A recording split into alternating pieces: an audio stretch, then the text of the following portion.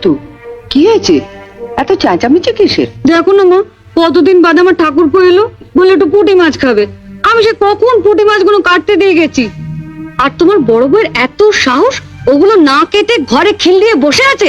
আমি বড়দিকে মাছ কাটতে বারণ করেছি। তুমি বারণ করেছো? হ্যাঁ। কেন?